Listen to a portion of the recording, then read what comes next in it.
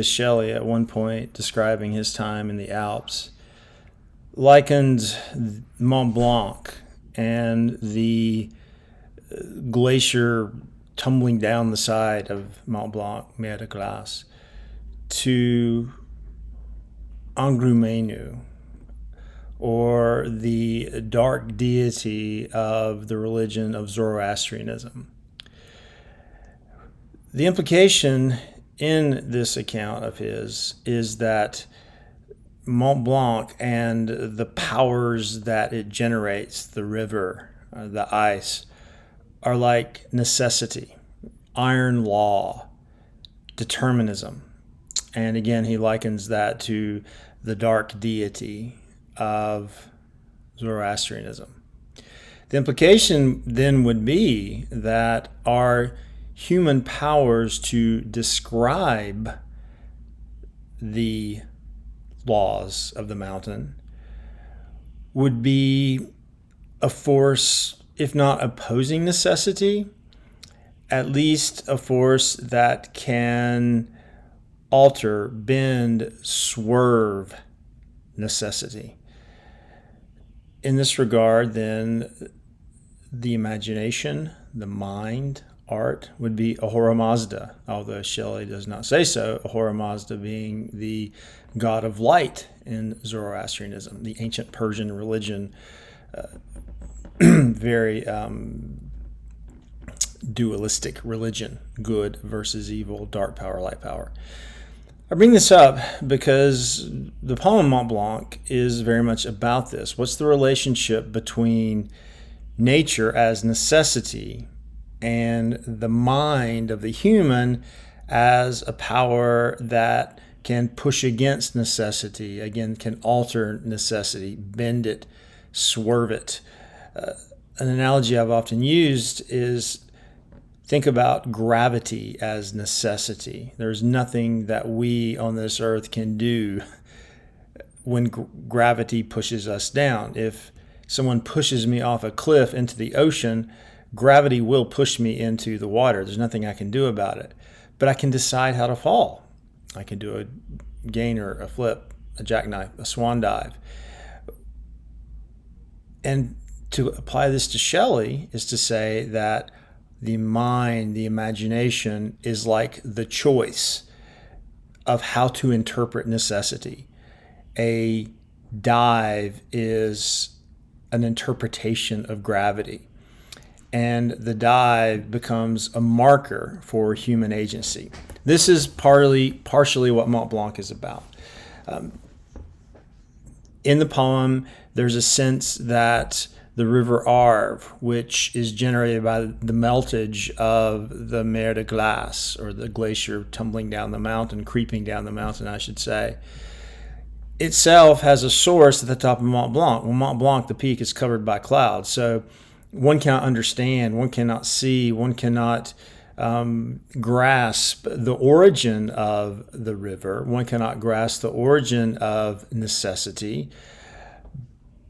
But the energies coming down from the top of Mont Blanc, the water, can be rendered by certain patterns. For instance, a waterfall, the droplets of a waterfall, when the sun shines through the droplets of the waterfall, the droplets turn into prisms, little rainbows.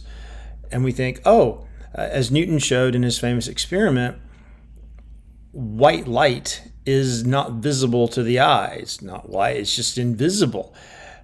But when the light hits the prism and becomes refracted, bent, then it manifests itself in the color spectrum. So in this regard, the prism or the water droplets are a symbol of the human mind being a manifestation of necessity, since we are creatures of nature, but also the ability to manifest parts of necessity which otherwise would remain mysterious. In the same way, the winds coming down from Mont Blanc, in the poem still, blow through the trees. And blowing through the trees, the wind is made audible. The whistling of the wind in the evergreens, again, is an example of mind. Mind, like the evergreen, can bend, make swerve, necessity, and manifest its powers. So all this comes to the forefront in stanza 2 of Mont Blanc, where Shelley's poet, let's call him Shelley, after looking at the top of Mont Blanc, after looking at the river Arve flowing down Mont Blanc, after looking at the ravine of the river Arve, the valley through which the river flows, and thinking about this relationship in a very general way between mind and nature, suddenly turns to his own separate fantasy, his own human mind, to wonder how does my mind relate to the world. And here's what he says. Let's see, dizzy ravine, the ravine of Arve. And when I gaze on thee, I seem as in a trance sublime and strange to muse on my own separate fantasy, my own mind, that which creates fantasies, images. My human mind, which passively now renders and receives fast influencings, holding an unremitting interchange with the clear universe of things around. One legion of wild thoughts whose wandering wings now float above thy darkness and now rest where that or thou art no unbidden guest. In the still cave of the witch Poesy, seeking among the shadows that pass by, ghosts of all things that are, some shade of thee, some phantom, some faint image, till the breast from which they fled recalls them. Thou art there. So the mind renders and receives.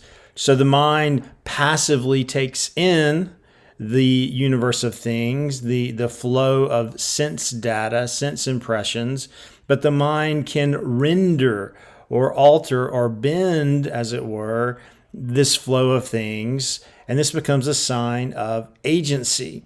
And the example is, and it's lovely, it's charming, the mind of the poet is like a riverbed, and the sense impressions flowing through the riverbed would be the sense impressions running through the mind. To the side of the riverbed in the mind is a little cave, and in the cave is a witch named Poesy. And what does the witch do? It looks at the flow of things and chooses those images that it finds important, chooses those images that it wants to emphasize. So in this regard, what is a mind? It's a principle of selection. It's a power of selection. And poets are able to select those images that go by that are going to be the most powerful, and for Shelley, the most liberating.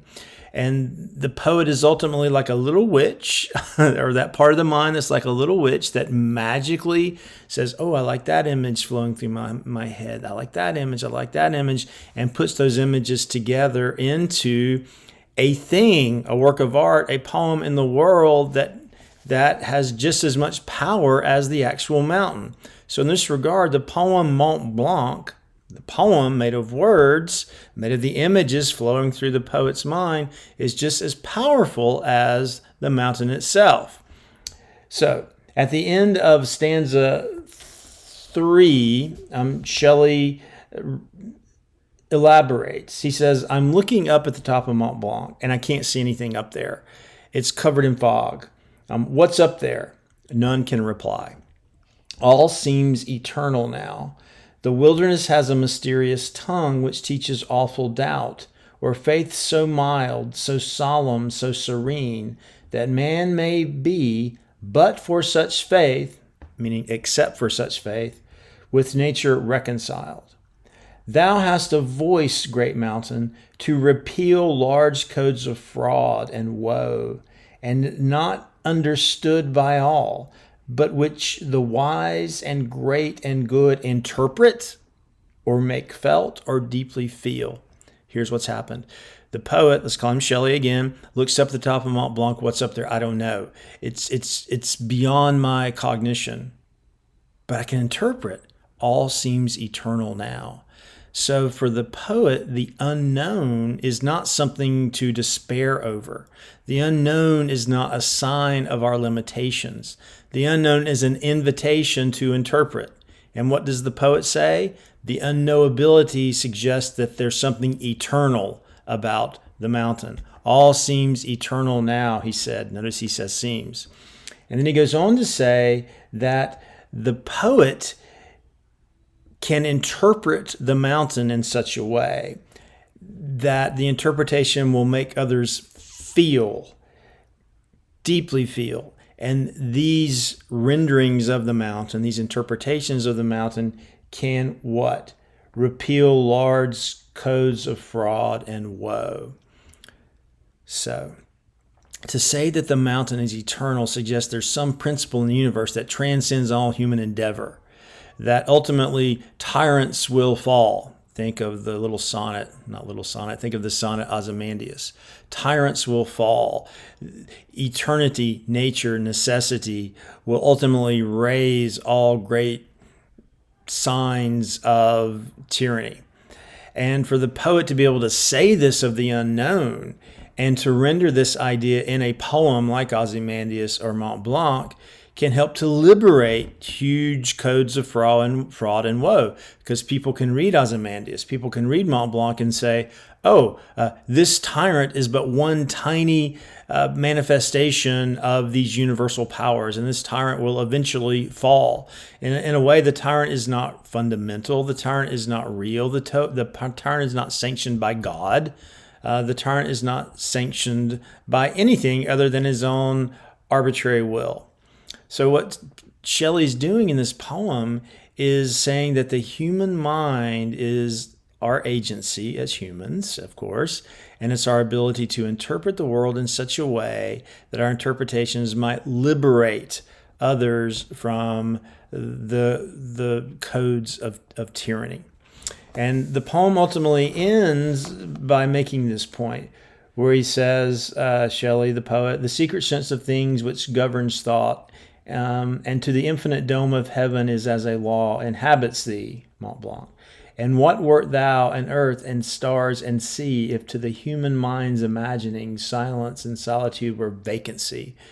In other words, the fact that I am imagining you now, Mont Blanc, I'm bringing you into existence. If I don't imagine you, if I don't name you, you're nothing. You're a vacancy. So this poem, as I said, in a way is Mont Blanc, because it represents Mont Blanc to humans in a way that they can start thinking about Mont Blanc.